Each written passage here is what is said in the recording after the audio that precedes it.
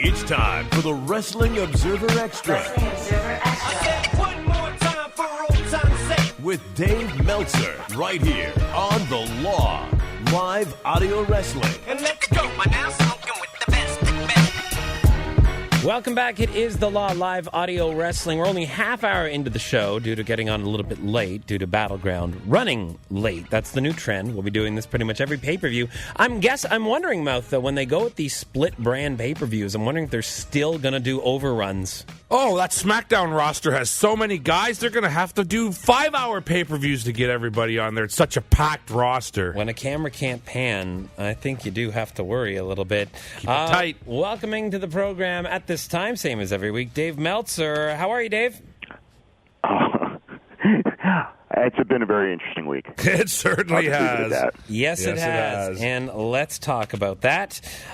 Dave, tonight we saw Battleground. We just ran through the show, gave our thoughts, but overall, what did you think? I thought it was a good show. I thought it was a very interesting show, especially the main event, because I think the main event really told us that they would have never done that finish of that main event 30 days ago, Right. 32 days ago. So it does say that Roman Reigns has at least, whether it's temporary or what, he's fallen out of some favor because he was the one who lost the fall. You know, before, if anything, they would have had the lost fall on Seth Rollins. It was very interesting that Ambrose kept the championship. Obviously, plans, the original plans for SummerSlam have changed. And I thought that was a good match. I thought the Kevin Owens and Sami Zayn match was a great match. And overall, I thought the Jericho and Orton thing was very good. I thought that it was a good show. There were a couple matches that weren't so good. And so far, at least from tonight, I like some of the direction they're going with the brand split, in the sense that they're trying to make it like it's competition, and they're trying to present SmackDown as the wrestling show. Giving them a different identity as opposed to it's just business as usual. So that, how the execution comes out, I guess we'll have to wait and see. But I felt good about what they're doing. Even though when you look at what happened in the draft, I think that the draft itself was kind of disappointing in a lot of ways. One-sided. Now, Very one-sided, yeah. Coming out of tonight's title picture, though, Dave, do you still think they'll do a separate belt now that we have the main one on SmackDown? Do you still think they'll do a separate belt for Raw, like a title belt? I don't. Obviously that was the plan. I don't know if that has changed. Right. I think that you need, especially when you're doing separate pay-per-views, you either need a floating champion or you need separate champions. If I don't see the idea where you can only have you only have the world champion on SmackDown. I think that's and then maybe he loses at the Royal Rumble or he loses it at SummerSlam. SummerSlam, and then the other brand would have it. You could do that, but I would rather you had because then you're doing pay-per-views with with just whatever, you would have let's just say that Rollins wins the championship at at SummerSlam, and then you're going to do Dean Ambrose against Randy Orton or AJ Styles or something like that, but with no championship, or do you, unless you decide you're going to elevate one of the B championships and put that as a thing, and I actually wouldn't mind that so much if you will, because you could do that, but yeah, the reason they changed from WWE World Championship to WWE Championship was to introduce the World Championship. Mm-hmm. Obviously, things change on a daily basis there, so I would still be leaning towards the idea that they're going to do two championships, just the way that they think. Well, the way they presented it as well, it's like SmackDown's got the championship. We've got Ambrose on our brand. He won tonight. That seemed to be the sentiment, and that's definitely the case for the Intercontinental and U.S., which is the way that they were pushed. Now, going back to SummerSlam plans have changed, you said. Now, what was in place was Rollins versus Reigns for the title? Rollins versus Reigns for the title, and Cena against AJ Styles to create the other championship, yeah. Okay, so that's definitely different. That was the plan before what happened to Reigns, and obviously they've, and again, Ambrose was never supposed to win the championship in the first place. Mm-hmm. That was changed because Reigns popped.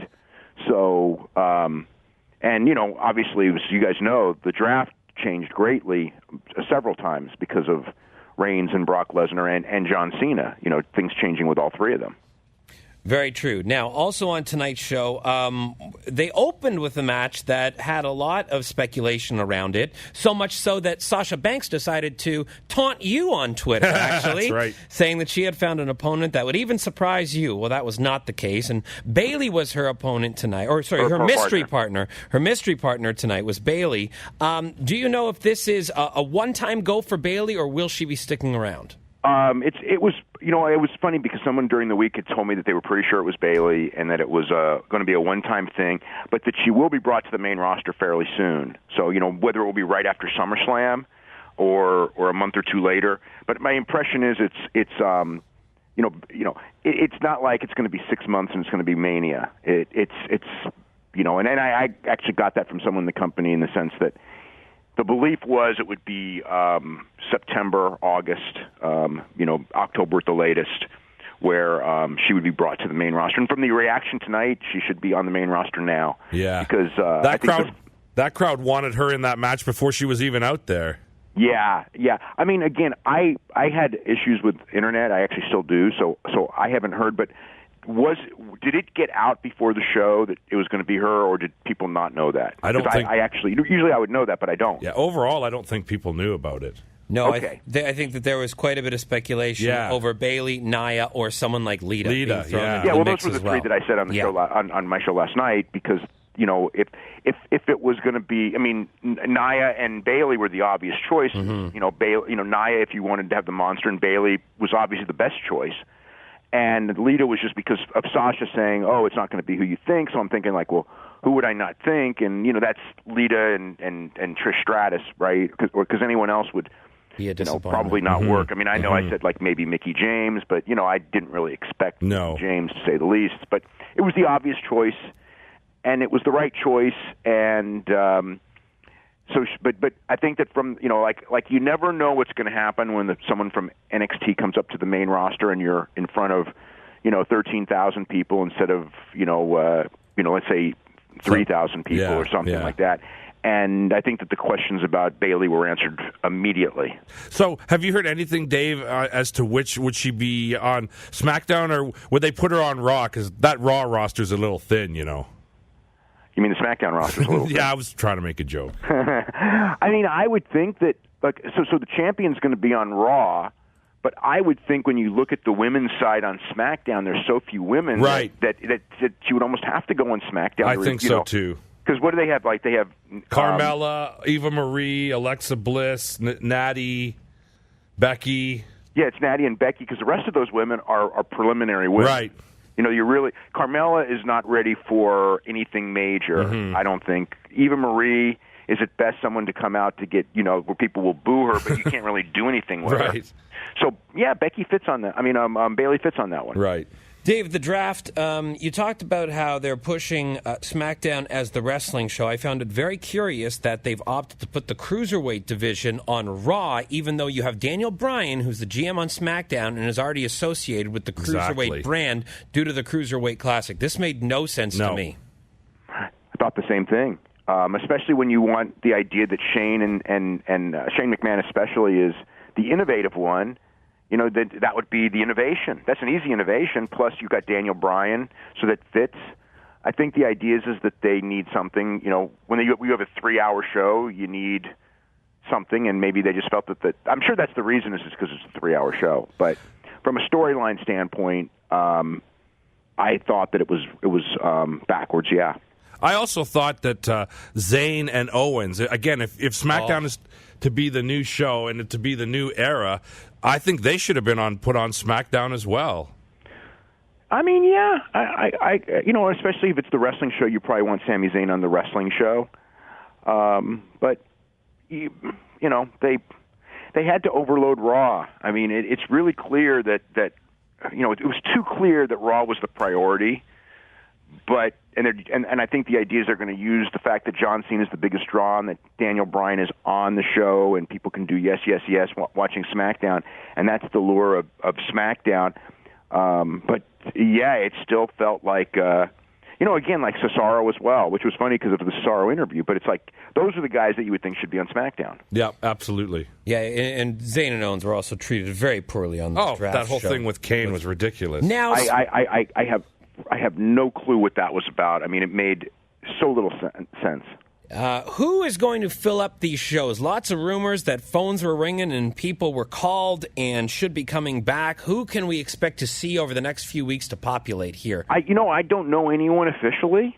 I know, again, Jimmy Yang and Dreamer. Obviously those guys were asked.